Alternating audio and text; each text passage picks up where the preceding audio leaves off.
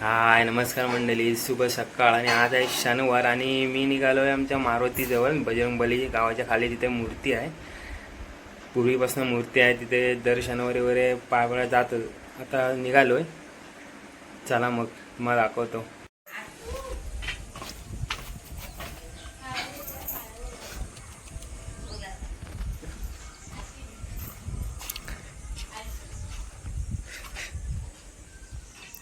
तर निघालो मित्रांनो, आता मी गावातूनच झालं. ऊन पण आहे तसा आणि चाललं आहे नदीकाठीच जायचं आहे. तिकडे नदीवरच पावऱ्या साईडलाच रस्ता आहे वगैरे. पाणी काम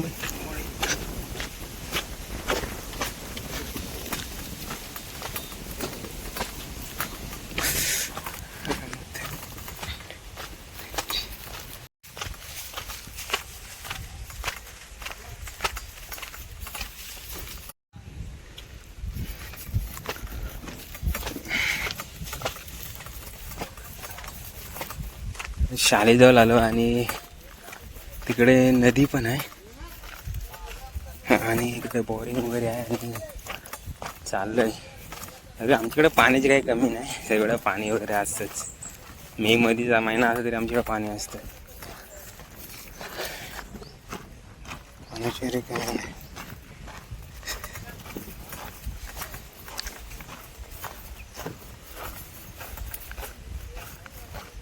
ते विहीर आहे आणि ते विहिरीचं पाणी तिकडे वर दुसऱ्या टाकीमध्ये टाकून गावात नळ घेतलेले आहेत.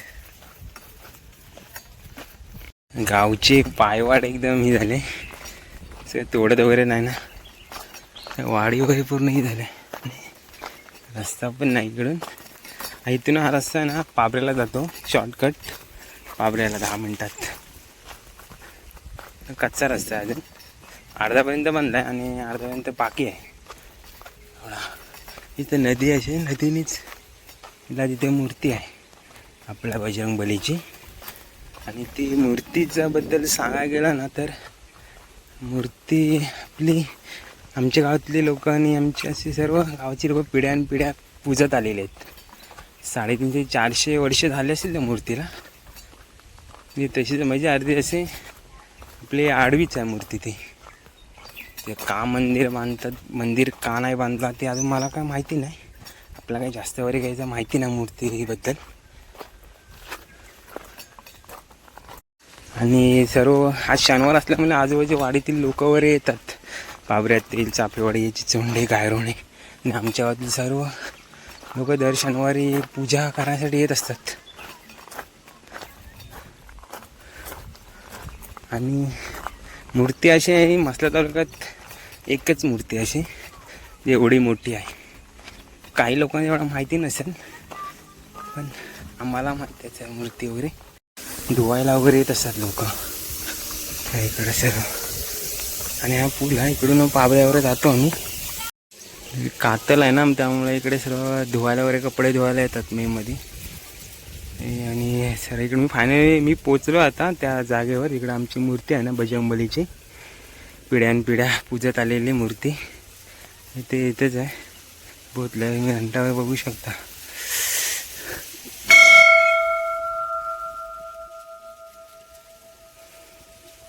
आवाज पूर्ण ना गावापर्यंत जातो आमच्या, एवढं मोठं आहे. तर मूर्ती जर आलो आता पूजा वगैरे करणार. आणि लोक येऊन गेलेले आहेत आणि येतात पण. मग आत्ताच सर्व आणि हा सर्व परिसर बघताय तुम्ही आजूबाजूचा. आता पूर्ण मोकळी जागा झाली. अगोदर आम्ही लहान असताना यायचो ना, तेव्हा पूर्ण असा झाडं वगैरे मोठी होती आणि सर्व करवंदीची काटेरी वगैरे झाडं होती. आणि ते तर जरा चक्रीवादळ वगैरे झाला आणि त्यामुळे सर्व मोडली आणि पूर्ण मोकळी जागा वगैरे झाली. त्यामुळे पूर्णपणे स्पष्ट दिसते.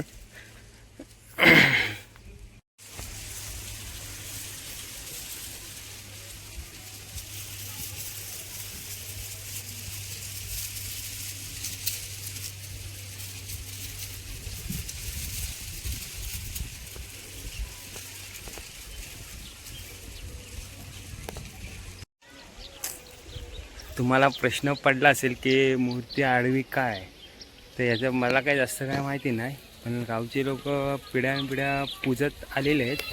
गावातले आमचे लोक, आजूबाजूच्या वाडीतले वगैरे सर्व लोक पिढ्यानपिढ्या म्हणजे 350 ते 400 वर्षापासून ही मूर्ती इथेच आहे. असे मग कुणी याचा मंदिर बांधण्याचा वगैरे काही प्रयत्न केला नाही. का केला नाही ते आपल्याला काय माहिती नाही. एवढा काय माहिती नाही.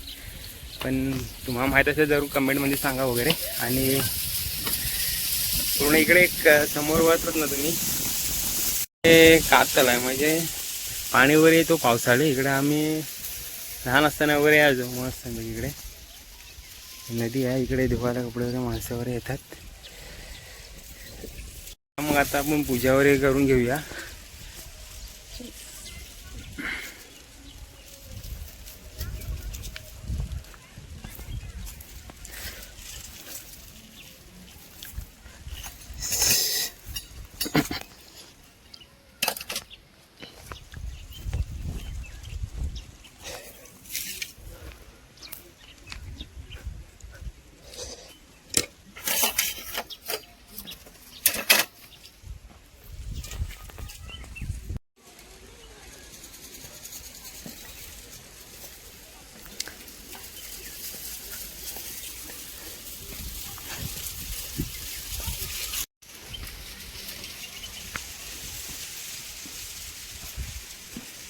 आता मी पूजा वगैरे करतोय.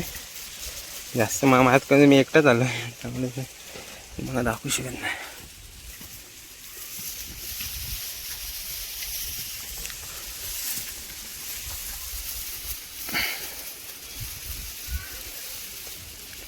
पूजा वगैरे केली आणि मी आता प्रसाद वगैरे ठेवले आणि आता निघणार.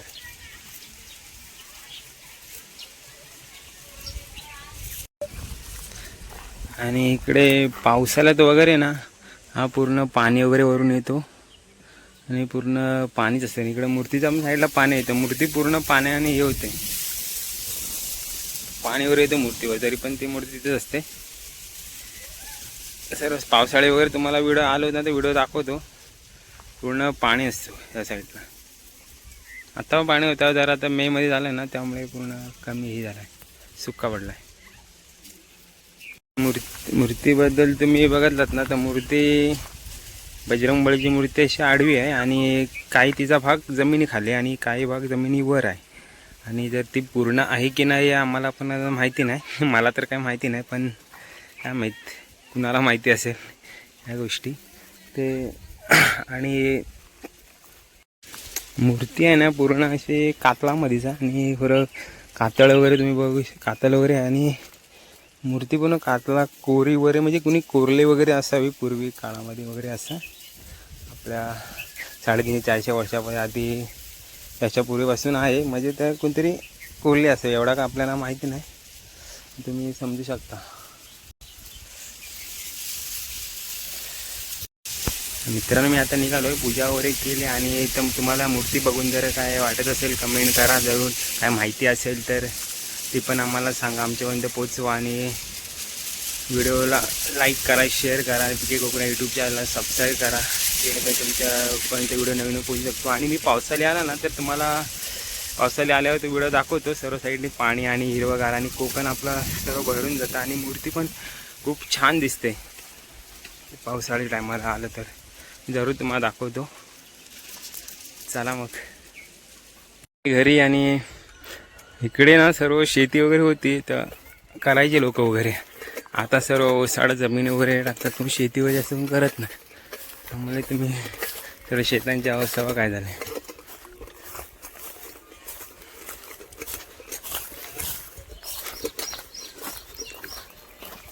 काय पापड्या जायला 10 मिनिटावर पापड्या तसे दाणे.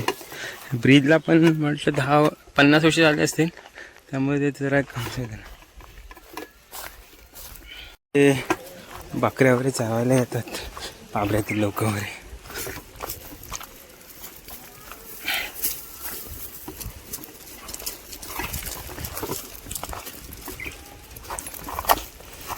कुठे गेलात?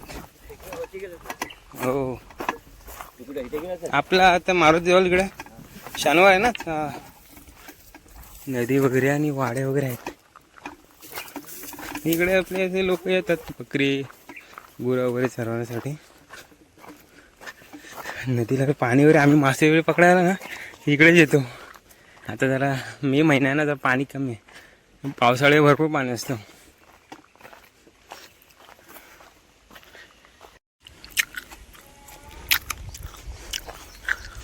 आणि निर्गेलची झाड आहेत उंच असे तुमच्याकडं. आणि इकडे या उंच झाडावर कोणगाव वगैरे असतो मधमाशांचं आहे. आता पण त्या दिवशी 2 होते मागे मी आलो तेव्हा.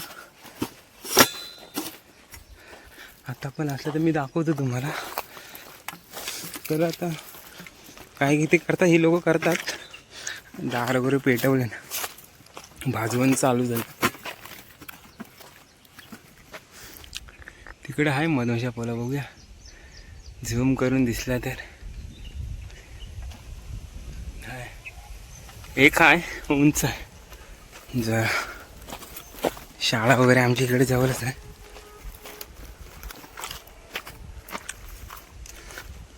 शेती तयारी चालू आहे इकडे. दार वगैरे वाजले.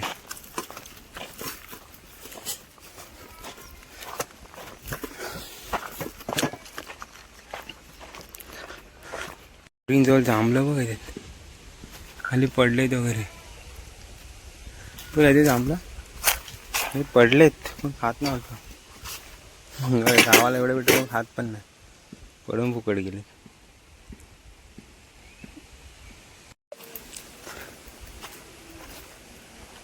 मी आता पोचलोय गावामध्ये. चला मित्रांनो बाय. हॅलो पोचलो गावात. आणि का गावात जसं घरावर सर्व बंद आहेत, कारण मुंबईला स्थलांतर झालेत ना, त्यामुळे कामानिमित्त